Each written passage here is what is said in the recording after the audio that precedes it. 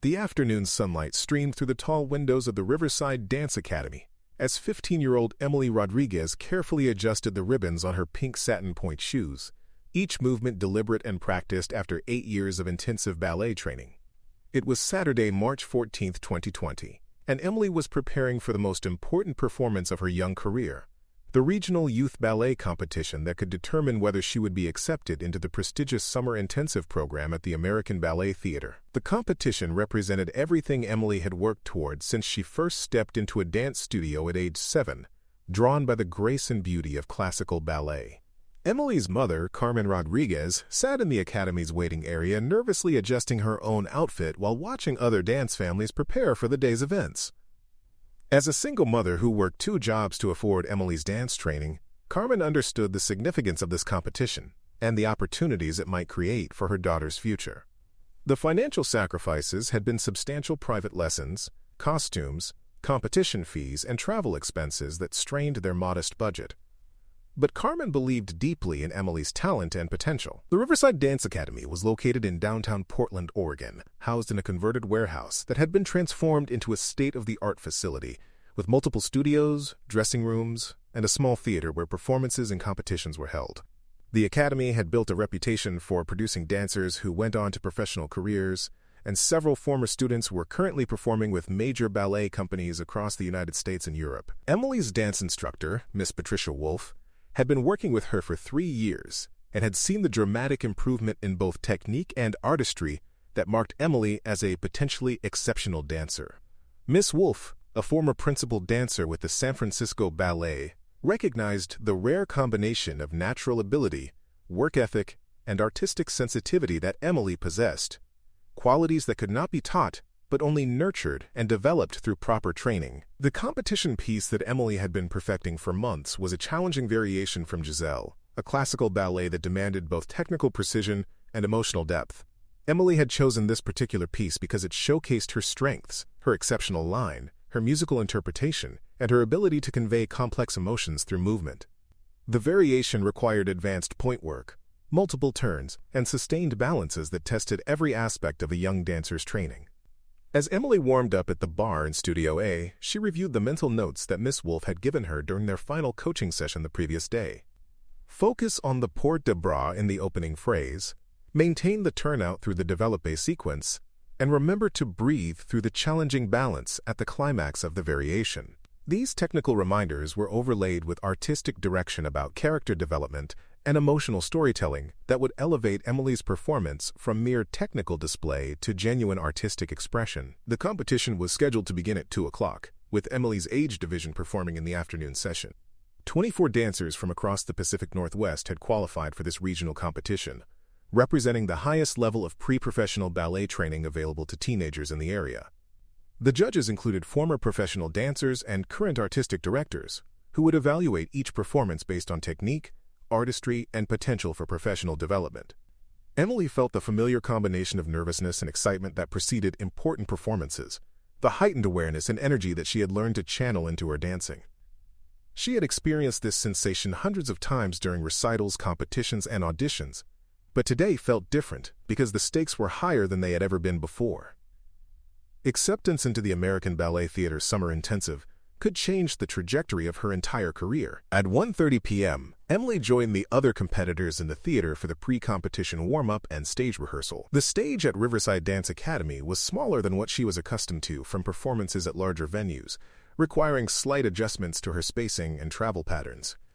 Emily marked through her variation twice, noting the feel of the floor and the sight lines that would help her maintain proper positioning during the actual performance. The other dancers represented a cross-section of the regional ballet community, some familiar faces from previous competitions, and others whom Emily was meeting for the first time.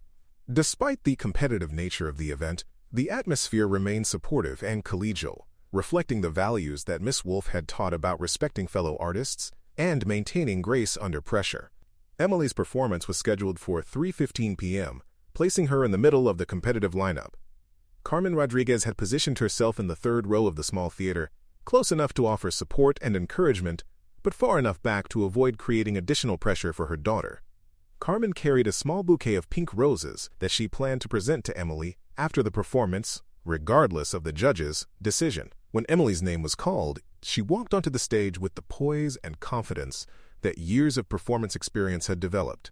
She took her opening position center stage, paused for a moment to center herself and connect with the character she was portraying, then nodded to the pianist to begin the musical accompaniment. The performance that followed was everything that Emily and Miss Wolf had worked toward during months of preparation.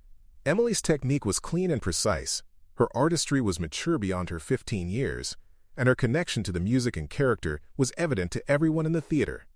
She executed the challenging technical elements with apparent ease, while maintaining the emotional authenticity that made her interpretation of Giselle compelling and memorable. As Emily held her final position and the piano music faded, the theater erupted in enthusiastic applause from the audience of family members, teachers, and fellow dancers. Emily's face broke into a radiant smile as she curtsied to the judges and then to the audience, her heart racing with the exhilaration of a performance that she knew had gone exactly as planned. Carmen Rodriguez felt tears streaming down her cheeks as she watched her daughter acknowledge the applause, overwhelmed by pride and hope for the opportunities that might result from such a beautiful performance. Miss Wolf, watching from the wings, knew that she had just witnessed the kind of performance that could change a young dancer's life, the moment when potential becomes reality and dreams begin to take concrete form. After Emily left the stage, she was greeted by Miss Wolf with congratulations and specific feedback about the performance.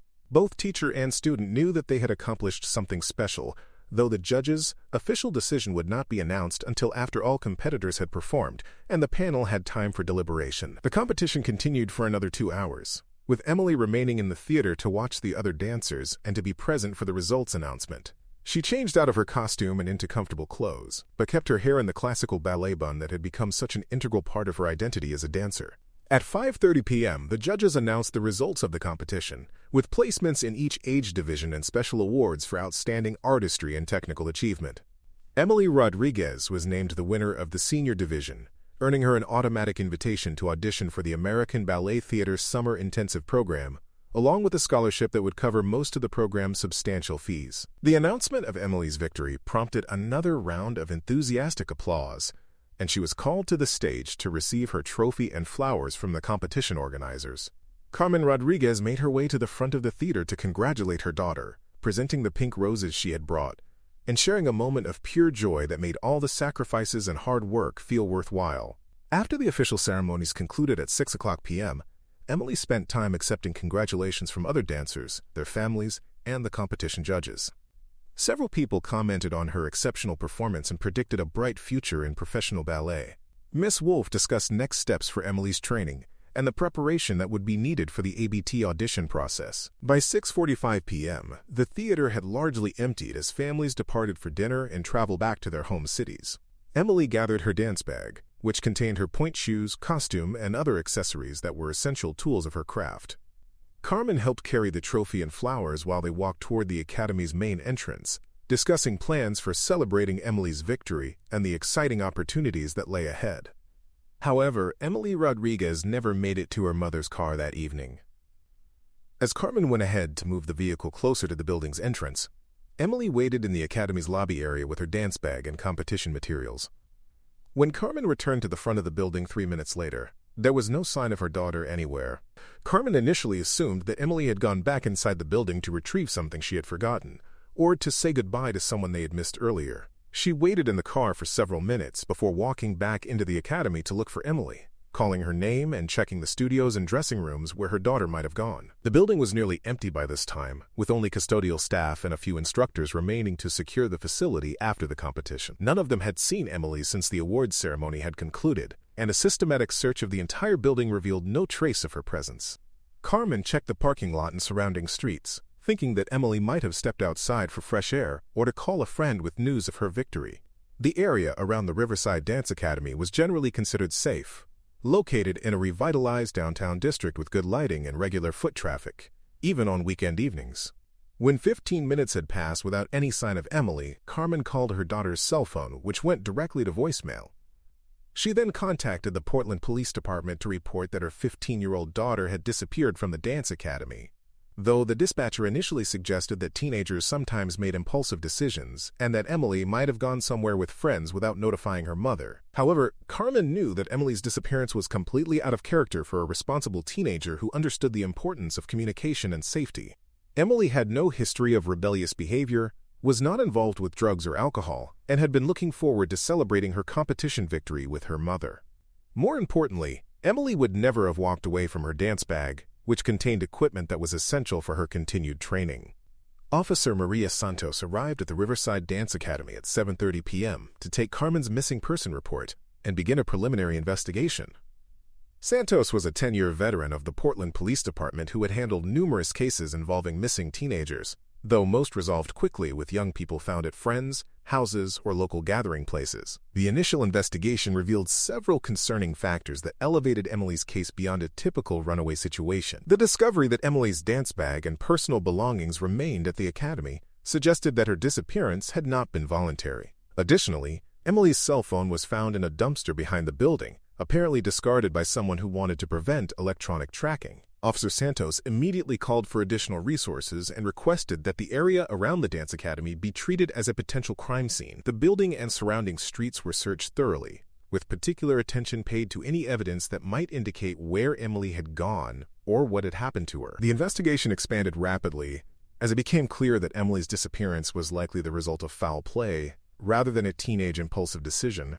Detective Robert Chen of the Portland Police Department took charge of the case, bringing 15 years of experience in missing persons and criminal investigations to what was now being treated as a potential abduction. Detective Chen's initial interviews focused on everyone who had been present at the dance academy during the competition, including other dancers, their families, academy staff, and the competition judges. The interviews revealed no obvious suspects or concerning interactions, though several people mentioned seeing unfamiliar individuals in the area around the building during the afternoon. One interview provided a potentially significant lead. Mark Thompson, a photographer who had been hired to document the competition, reported seeing Emily talking with an unknown man near the academy's rear exit around 6:30 p.m. According to Thompson's account, the man appeared to be in his 30s or 40s, was well-dressed, and seemed to be engaging Emily in friendly conversation rather than displaying any obviously threatening behavior. Thompson had not intervened in the conversation because it appeared normal and non-threatening, and he had assumed that the man was a parent or teacher associated with one of the other dancers.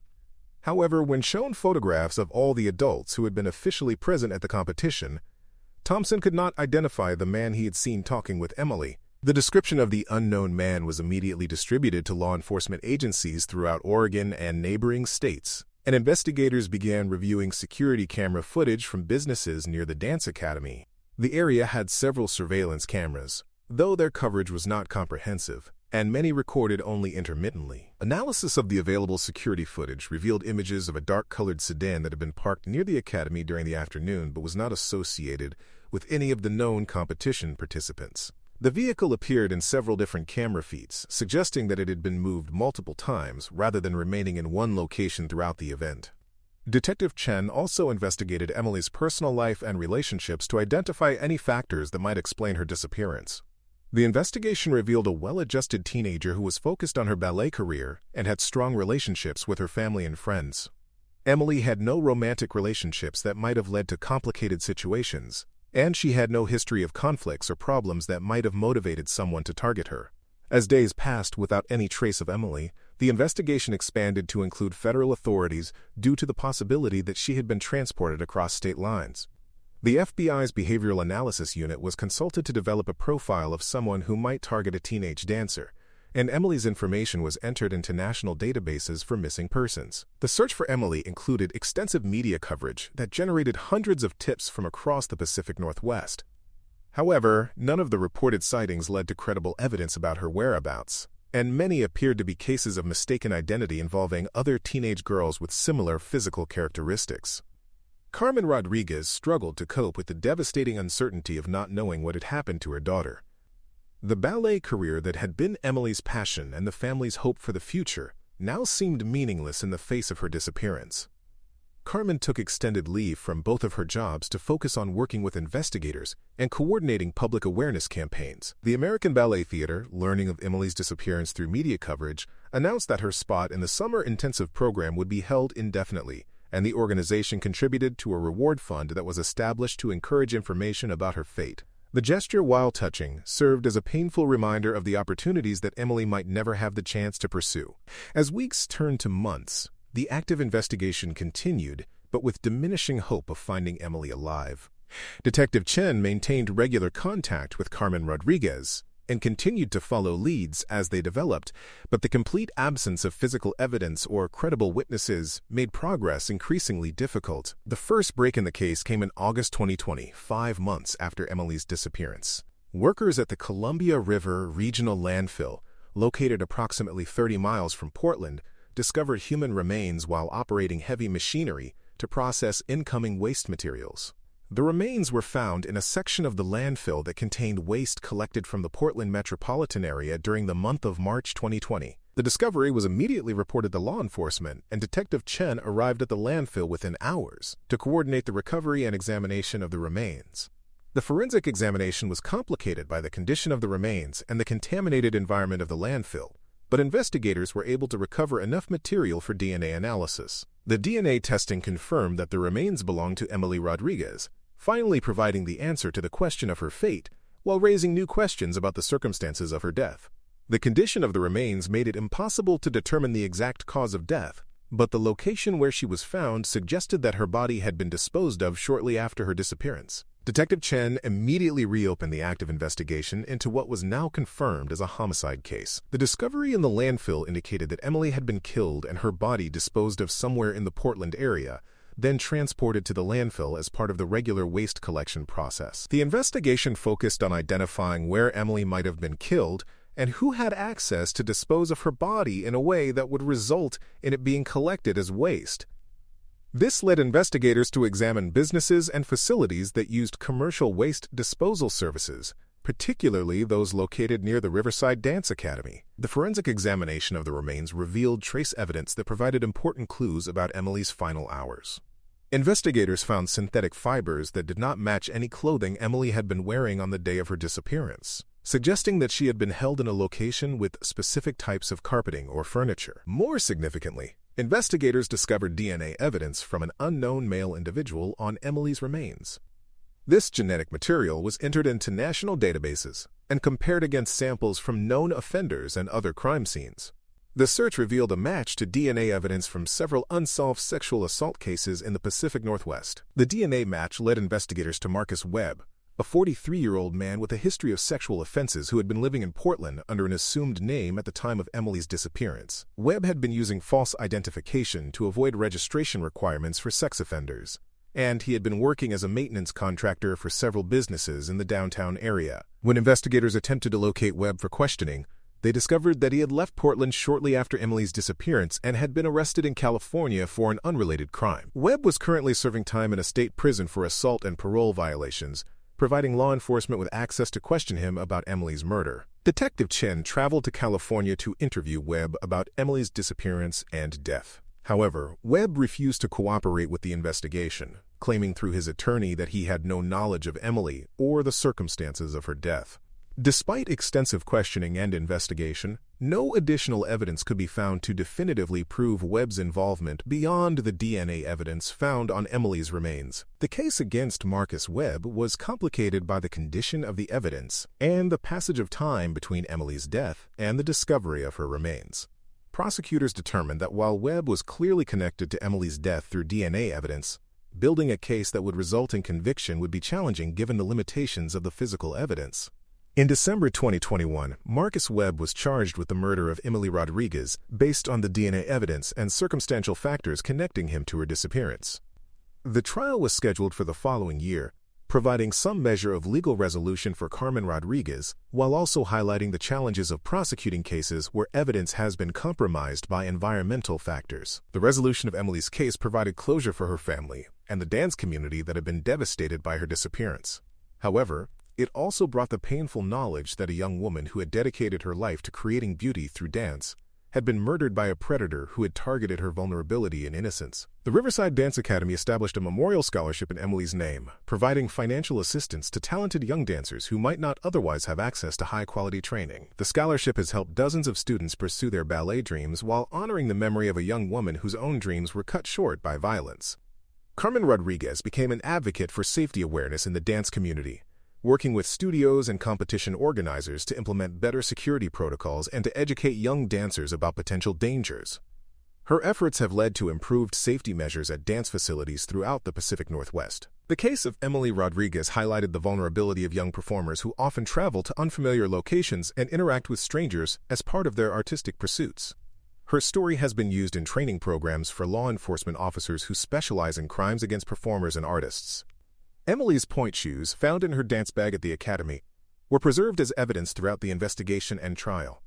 The worn satin and frayed ribbons testified to countless hours of practice and dedication, representing both the beauty of her artistry and the tragedy of a life ended just as she was beginning to reach her potential. The competition trophy that Emily won on March 14, 2020, sits in Carmen Rodriguez's living room as a reminder of her daughter's talent and the bright future that was stolen from her. The trophy represents the last moment of pure joy and achievement in Emily's life, before a chance encounter with a predator transformed triumph into tragedy. Today, the American Ballet Theater continues to hold Emily Rodriguez's spot in their summer intensive program, a symbolic gesture that keeps her memory alive in the dance community. Her photograph hangs in the company's training facility, inspiring other young dancers while serving as a reminder of the importance of safety and vigilance in pursuing artistic dreams. The landfill where Emily's remains were discovered has since implemented improved sorting and monitoring procedures that have helped investigators solve other cases where evidence was disposed of as waste. Emily's case contributed to advances in forensic techniques for recovering and analyzing evidence from contaminated environments. The dark sedan that had been seen near the dance academy on the day of Emily's disappearance was eventually identified as belonging to Marcus Webb, providing additional circumstantial evidence linking him to her abduction and murder. The vehicle had been disposed of shortly after Emily's disappearance, but investigators were able to recover forensic evidence from the car's history that supported their case. The prosecution of Marcus Webb for Emily's murder was scheduled for trial in 2022, though the outcome remained uncertain due to the challenges of presenting evidence that had been compromised by environmental factors. Regardless of the legal proceedings, Emily's family found some comfort in knowing that her killer had been identified and would be held accountable for his crime. The story of Emily Rodriguez serves as a reminder of how quickly a moment of triumph can turn into tragedy when predators target young people who are pursuing their dreams. Her dedication to ballet and her talent as a performer continue to inspire others in the dance community, ensuring that her memory lives on through the art form she loves so deeply. The regional competition that was supposed to launch Emily's professional dance career instead became the setting for her final performance, a beautiful variation from Giselle that showcased everything she had worked toward throughout her young life. The grace and artistry she displayed on stage that day remain as testimony to her spirit and talent, preserved in the memories of those who witnessed what none of them knew would be her last dance.